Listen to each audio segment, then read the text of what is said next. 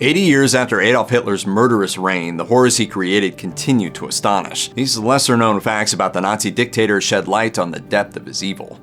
It wasn't enough for Hitler and the Nazi leadership to kill millions of people. They took their evil a step further by making use of the body parts of their victims. Upon arrival at a concentration camp, a prisoner's hair was shaved off. This was a way to dehumanize Jews and other captives, but there was more than one reason behind it. The hair would be cured above a camp's crematorium and then gathered into bales. From there, it was spun into thread and used for making rope for ships, stuffing mattresses, and even making detonator cords for time-delayed bombs. But there were even creepier uses for the hair-infused thread. It was woven into the clothing of Nazi troops. The fibers were used in socks for sailors stationed on submarines, as a lining in uniforms, and as insulating material for cold weather boots. Moreover, the use of the hair was such a priority that camp personnel were required to submit periodic reports on the amount of hair collected. Piles of unused hair still remain today and are displayed in museums as a grim reminder of the immense scale and barbarity of the Nazi death camps. We are in the most efficient, or at least one of the most efficient killing fields ever created by mankind. The fact that Nazi leadership felt no shame over using the hair of their prisoners for clothing and other items illustrates how completely their warped mindset saw Jews and other so-called undesirables as less than human.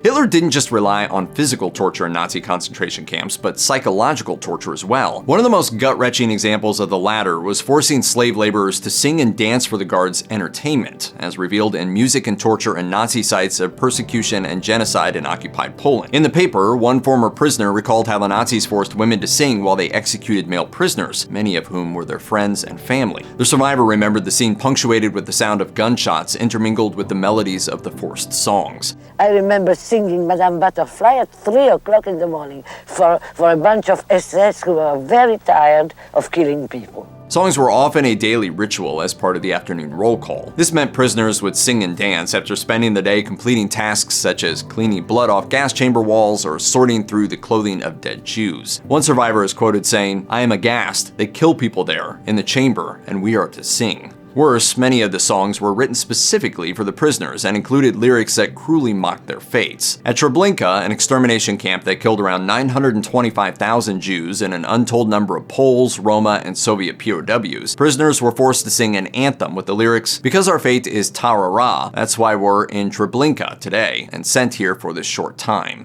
Though children are generally considered the most innocent and helpless members of society, the Nazis had no shame in torturing and killing babies, toddlers, and kids. In fact, members of the regime often actually targeted children. There were two sick reasons behind the policy. The first was that children were a drain on resources and had little to no value as laborers. The Nazis couldn't make a profit off their child prisoners. And as the Nazis were obsessed with creating an Aryan master race, anyone else of reproductive age or who could reproduce in the future had to be exterminated. As explained by the Holocaust Encyclopedia, children posed a particular threat to the Nazis' plan to annihilate the Jewish people, because were they to survive, they would grow up to parent a new generation of Jews. Children were often the first to be condemned to death in the camps, and were sometimes driven away as their parents watched. This horror was recreated in a heart-wrenching scene in the film Sophie's Choice. Women who were pregnant or of childbearing age were treated similarly, and often sent to the gas chambers first, as part of the Nazi Selektion or selection process.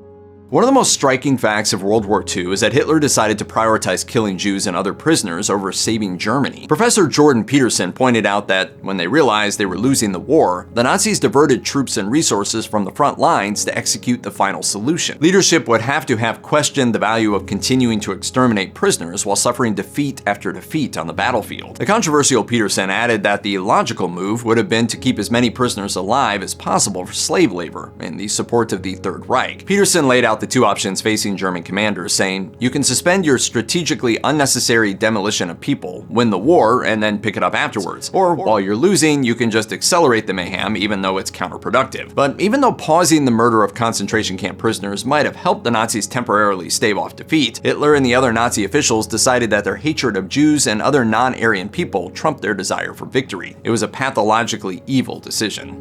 Hitler found it cruel to consume meat and was a vegetarian, though it's been speculated that he sometimes indulged in a sausage or two. In fact, Nazi Germany enacted scores of animal rights laws and even established one of the first international conferences on animal protection. It is forbidden to force-feed poultry. It is forbidden to abandon your pet.